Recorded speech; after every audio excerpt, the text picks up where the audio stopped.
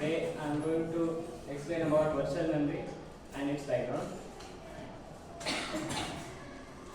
So far we have discussed about various memory management systems such as contiguous memory allocation, where all the consecutive blocks are assigned to the processes, and also we have discussed about pages where memory is allocated to a process based on their number of pages in the memory.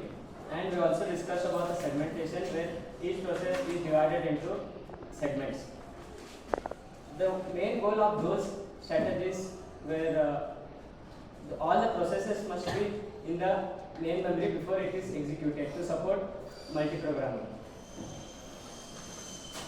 Then now we are going to discuss about virtual memory technique. So in virtual memory technique, it allows execution of a process that is not completely in the memory, which only logical part of the processes are there in the memory. So basically the virtual memory creates an abstraction to the user that it is the large main memory, but in actually it is part of the secondary memory. This technique frees program from the concern of memory storage limitations. So why virtual memory? We have many memory management strategies, but we have some disadvantages in that, such as the entire program must be in the memory, but it limits the programmer that if the memory is small, then the programmer cannot enter into the process cannot enter into the memory. So where this memory is wasted. Some programs have error handling codes where the errors are never executed, or in sometimes the error would not occur, but we write that code where the memory is wasted. And programs often have code which is almost never executed. And one more example is that we declare large data structure elements. For example, if we declare 100 by 100 elements in two-dimensional array, but in actually we use only 10 by 10 elements. So entire program code may not be needed at the same time. So we use virtual memory. Benefits of this virtual memory are programmer is not restricted by the size of the memory. Each program takes less memory while running, means more programs can run at the same time. So if only the part of the program is kept in the memory, then other programs can come into the memory if the memory is available, which supports multi-programming. And this results in the CPU utilization and throughput. And also the input-output operation needed to load or swap the programs into the memory each user program runs faster. So here the loading and the swapping operations may be faster.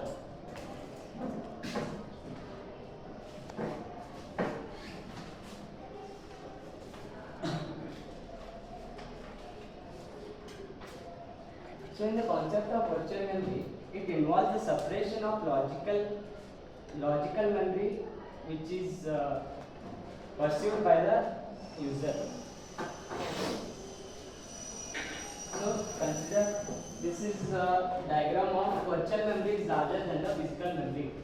So we have a virtual memory which contains a process of several pages, and we have a physical memory, and this is a hard disk which is the secondary memory. Then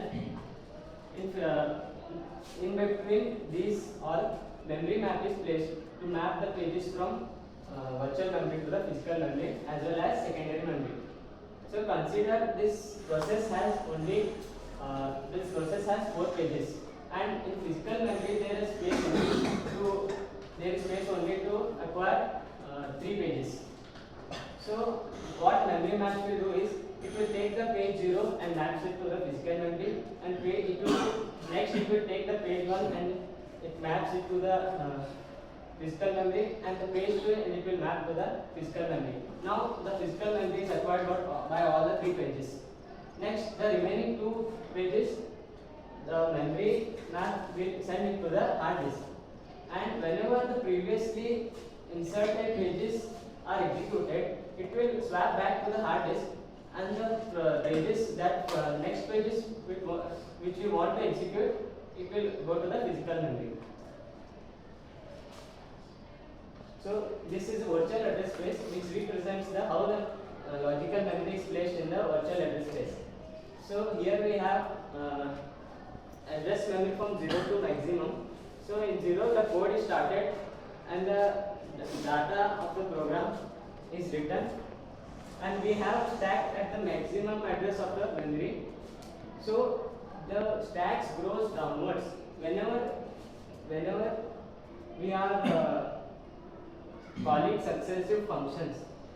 So function parameters are stored here, and whenever the heap grows up, it dynamic memory allocation is done. So this space is called as hole, and the virtual memory that consists of hole is called as sparse address matrix. Sparse address spaces. So this is the diagram of shared library using virtual memory, where consider a file which is shared among two processes. These are two processes, and there are two virtual addresses space. So this file can be shared among both the processes.